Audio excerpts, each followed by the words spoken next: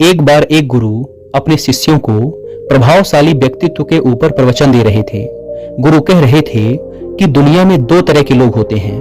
पहले वो जो कहीं जाते हैं और कहते हैं देखो मैं आ गया, और दूसरे वो जो जब कहीं जाते हैं तो लोग कहते हैं देखो वो आ गया। हम में से ज्यादातर लोग खुद को दूसरे प्रकार के लोगों के समूह में देखना चाहते हैं, लेकिन क्या कारण है कि ज्यादातर लोग जीवन भर अपनी पहचान नहीं बना पाते, अपनी बात नहीं रख पाते या जीवन भर किसी को प्रभावित नहीं कर पाते।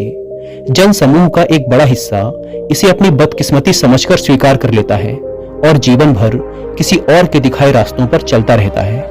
आपने अक्सर अपने आसपास ऐसे लोगों को देखा होगा जो आपसे अधिक बुद्धिमान ना होने के बावजूद अपनी जिंदगी में आम लोगों से काफी बेहतर करते हैं। उन्हें देखकर आप ये सोचने पर मजबूर हो जाते होंगे कि आखिर ऐसी क्या चीज है जो इन्हें इतना सफल बनाती है, और सबसे महत्वपूर्ण प्रश्न कि क्या उस कला को आप भी अपने अंदर ला सकते हैं। आपको बता दूं कि उन सफल लोगों के पास लोगों के दिलों को जीतने की कला है।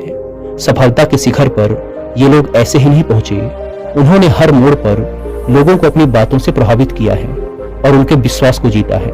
आप लोगों को यह जानकर बहुत हैरानी होगी कि यह कला हर कोई सीख सकता है और अपने आप को सफलता की ऊंचाइयों पर पहुंचा सकता है। इसके लिए आपको कुछ बातों को अपने जीवन में उतारना होगा।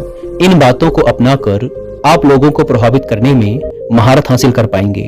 अधिकतर लोग इस कला को सीखने के लिए जीवन भर अलग अलग लोगों से सलाहें लेते हैं, लेकिन बिना किसी अनुभवी व्यक्ति के वो अक्सर इसे सीखने में असफल रह जाते हैं। गुरु ये सब बोल ही रहे थे कि तभी एक शिष्य खड़ा हुआ और बोला, गुरुदेव, मेरा एक प्रश्न है। मुझे समझ नहीं आ रहा कि मैं कैसे लोगों की भीड़ में अपनी एक विशेष पहचान बनाऊं। आखिर हम कैसे सैकड़ों की भीड़ में अपना एक अलग स्थान बना सकते हैं, और कैसे हम अपनी सकारात्मक छाप अपने आसपास के लोगों पर छोड़ सकते हैं। क्या इसका कोई समाधान है? गुरु ने उस शिष्य को बैठने का इशारा करते हुए कहा, तुम अकेले नहीं हो जो इस समस्या का अनुभव करते हो, बल्कि अधिकतर लोग आज इसी समस्या से जूझ रहे हैं। हो सकता है आप लोगों को इसका समाधान बाहर से देखने में बेहद मुश्किल लग रहा हो, लेकिन अगर आप ठीक से देखेंगे तो पाएंगे कि ये काम आप में से हर व्यक्ति कर सकता है। आपको बस जरूरत है कि आप 9 बेहद जरूरी बातों को ध्यान में रखें। इन 9 बातों में सबसे ऊपर आती है आपकी मुस्कुराहट। जी हाँ, हमारे पूरे व्यक्तित्व की शुरुआत ही हमारी मुस्कुराहट से होती है।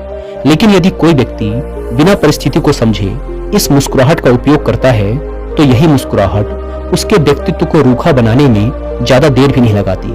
इसके अलावा मुस्कुराहट केवल एक ही प्रकार की नहीं होती। अलग अलग प्रकार के अवसरों पर हमें एक अलग मुस्कुराहट देनी होती है जो उस अवसर के संदर्भ में सटीक बैठती हो। हमारी मुस्कान सच्ची या झूठी और प्रभावित करने वाली या मजाक उड़ाने वाली भी हो सकती है। मुस्कुराहट के बारे में एक सबसे जरूरी सीखने वाली बात यह है कि मुस्कुराहट बेहद जल्दी हमारे होठों पर नहीं आनी चाहिए।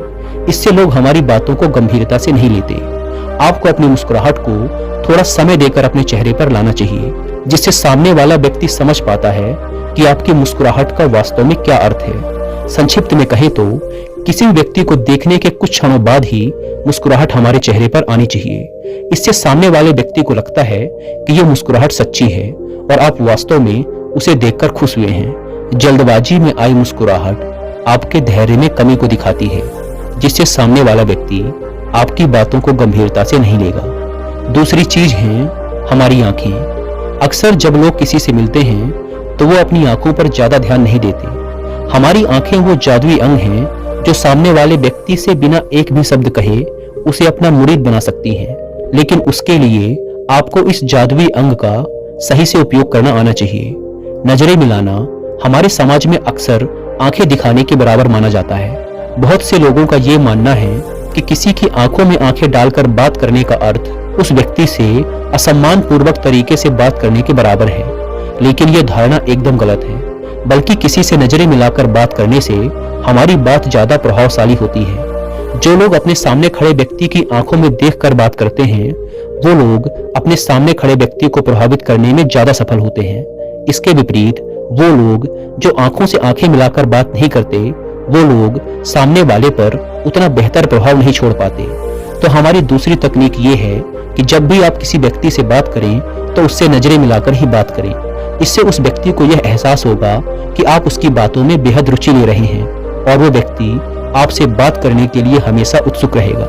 नजरों से जुड़ी एक और खास बात है जिसका अक्सर कई लोग इस्तेमाल करते हैं, और वो ये है कि हम कई बार समूह में खड़े उस व्यक्ति पर ध्यान नहीं देते जो बोल रहा है, बल्कि हम उस व्यक्ति पर ध्यान देते हैं जिस पर हमें दिलचस्पी होती है। इस कारण वह व्यक्ति यह सोचने पर मजबूर हो जाता है कि आखिर यह व्यक्ति बोलने वाले व्यक्ति को छोड़कर मेरी ओर क्यों देख रहा है। इसी से उसको यह अंदाजा भी हो जाता है कि इस व्यक्ति को शायद मुझ में दिलचस्पी है। तो इस तकनीक का उपयोग करने का सबसे आसान तरीका यह है कि आप जिस भी व्यक्ति में विशेष रुचि रखते हैं उसे अपनी नजरों के द्वारा विशेष आकर्षण का केंद्र बनाएं। इससे उस व्यक्ति को यह एहसास होता है कि वो आपके लिए कितना खास है। तीसरी चीज है बैठने, चलने और खड़े होने का तरीका। अपने जीवन के उस क्षण के बारे में याद कीजिए जब आप अपने मित्रों के साथ एक कमरे में बैठे थे, और यदि उस क्षण किसी ऐसे व्यक्ति ने कमरे में प्रवेश किया हो जिसके उस कमरे में आते ही आप सब लोग उसकी ओर ध्यान देने पर मजबूर हो गए। आखिर उस व्यक्ति में आपने ऐसा क्या देखा जो आप सब लोग उसकी ओर ध्यान देने पर मजबूर हो गए। अब एक ऐसे व्यक्ति के बारे में सोचिए जिसके आने या जाने पर शायद ही उस कमरे में बैठे किसी व्यक्ति पर फर्क पड़ता। अब बताइए उस व्यक्ति के अंदर आपने ऐसा क्या देखा जिससे उसके आने या जाने से आपको कोई भी फर्क नहीं पड़ा। यह बात बहुत सोचने लायक है कि कुछ लोग बहुत ही जल्द दूसरे लोगों को प्रभावित कर देते हैं। इस दुनिया के सबसे सफल और प्रभावशाली लोगों को यदि हम ध्यान से देखें तो पाएंगे कि वो सब एक विशेष तरह का गुण अपने अंदर रखते हैं, और वो गुण हैं उनके बैठने, चलने और खड़े होने का तरीका। उनके खड़े होने में आपको आत्मविश्वास की एक बड़ी सुनामी सी आती हुई नजर आएगी। इसी आत्मविश्वास की सुनामी में वो बाकी लोगों को अपने साथ भागकर ले जाते हैं। जिन लोगों से हमारी पहले कभी बात तक नहीं हुई, उनके चलने और खड़े होने का तरीका हमें उनके बारे में बहुत कुछ बता देता है। अब प्रश्न उठता है कि जब बचपन से हमें यह सिखाया गया है कि सीधे खड़े रहना चाहिए, हमेशा सिर को सीधा और ऊंचा रखना चाहिए, पैरों को कंधों की चौड़ाई जितना खोलकर रखना चाहिए, हाथों को बांधकर नहीं रखना चाहिए, इसके बावजूद भी अधिकतर लोग इसे अपने जीवन में लागू नहीं कर पाते। तो अब ऐसा क्या किया जाए जिससे हम इस बात को अपने दैनिक जीवन में लागू कर पाएं? इसके लिए आपको यह समझना बेहद जरूरी है कि सीधा खड़ा रहना और अपने सर को आत्मविश्वास से सीधा रखना एक आदत है, न कि हर समय ध्यान में रखकर किया जाने वाला एक काम। तो कुछ दिनों के लगातार अभ्यास के बाद आप इसे अपनी आदत का हिस्सा बना सकते हैं। चौथा नियम, उनके अंदर के बच्चे को पहचाने।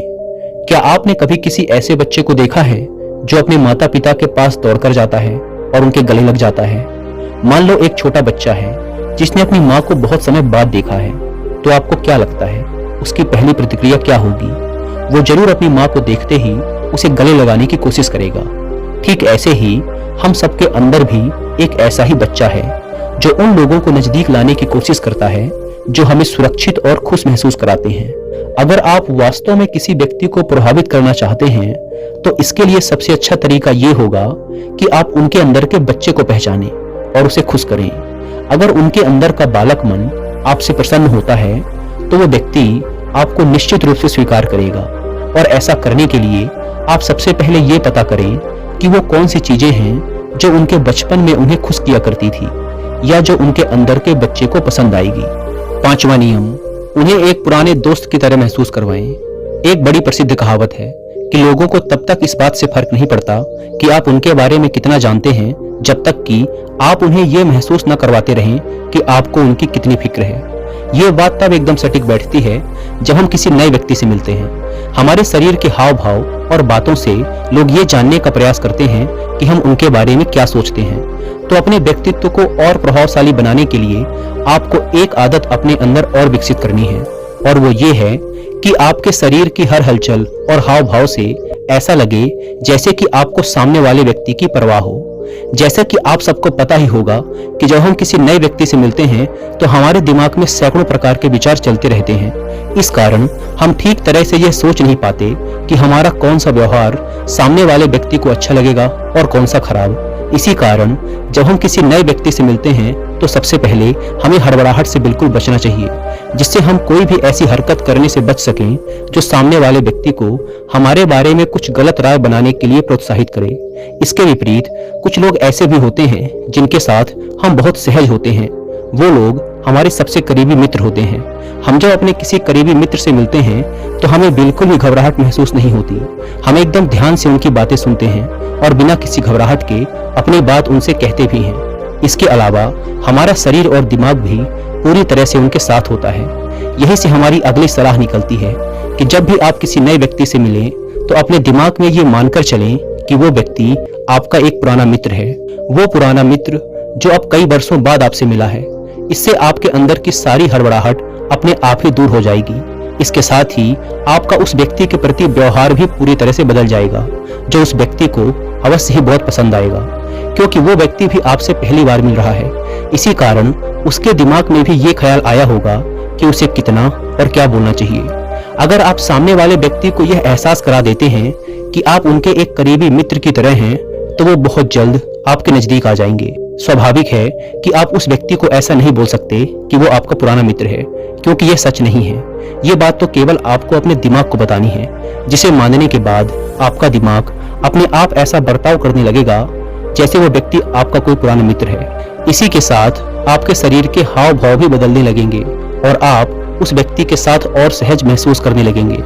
पुराने मित्र होने की सलाह के बाद कुछ ऐसी चीजें हैं जो आपको ध्यान में रखनी है। अगर आप किसी व्यक्ति के मन को जीत लेते हैं तो उसके बाद भी आपको खुद को एक विश्वास पात्र, बुद्धिमान और खुद पर भरोसा रखने वाले व्यक्ति की तरह आभास कराना होता है। छठा नियम, एक विश्वसनीय व्यक्ति की तरह नजर आएं। अक्सर जब हम किसी व्यक्ति से झूठ बोलते हैं तो उन्हें हमारे झूठ का आभास हो जाता है।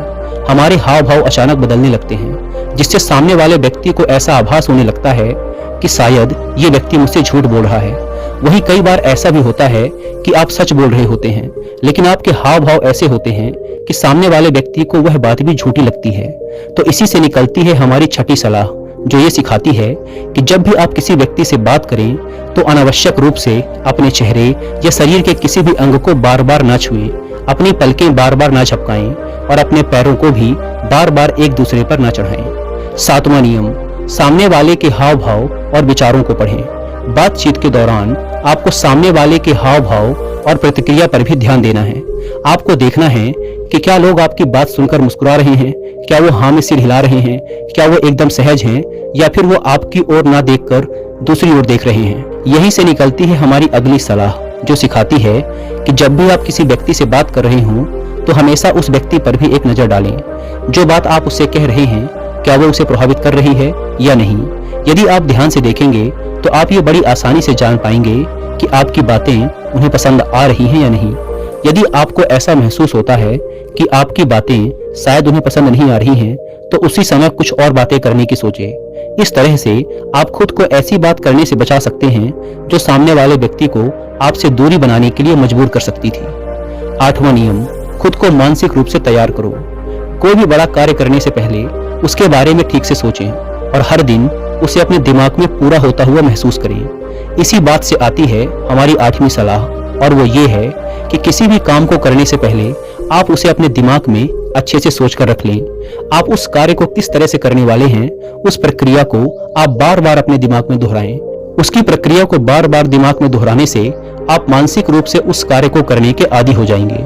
आप हमेशा ये सोचें कि आप लोगों से बात करने में बेहद सहज हैं। आप हमेशा आत्मविश्वास के साथ चलते हैं। आप लोगों को बहुत अच्छे से समझते हैं और आप जो भी काम शुरू करते हैं उसे पूरा करके ही छोड़ते हैं। जब आप लगातार ये चीजें अपने दिमाग में सोचेंगे तो आपका दिमाग थोड़े ही समय में इस चीज को अपना लेगा और फिर आपका शरीर भी इसके अनुसार ही कार्य करने लगेगा। 9वां नियम, बातचीत करने के तरीके को प्रभावी बनाएं। इस बात से ज्यादा फर्क नहीं पड़ता कि आप क्या कहते हैं, बल्कि फर्क इस बात से पड़ता है कि आप उस बात को कैसे कहते हैं। इसीलिए हम जब भी किसी व्यक्ति से बात करें तो हमें पूरे उल्लास के साथ बात करनी चाहिए। इस बात के लिए भी ज्यादा परेशान नहीं होना चाहिए कि हम क्या बात करने वाले हैं, क्योंकि 80% से भी अधिक बार फर्क सिर्फ इस बात से पड़ता है कि हम बात कैसे करते हैं। इतना कहने के बाद गुरु ने अपना प्रवचन समाप्त किया। उस शिष्य को अपने प्रश्न का उत्तर मिल चुका था। सभी शिष्यों ने गुरु को धन्यवाद किया और आश्रम के अपने अपने कामों में व्यस्त हो गए। दोस्तों, उम्मीद है कि आपको इस वीडियो से बहुत कुछ सीखने को मिला होगा और अगर आपको वीडियो पसंद आई हो तो वीडियो को लाइक और चैनल को सब्सक्राइब जरूर करें। वीडियो में यहाँ तक बने रहने के लिए आपका बहुत बहुत धन्यवाद।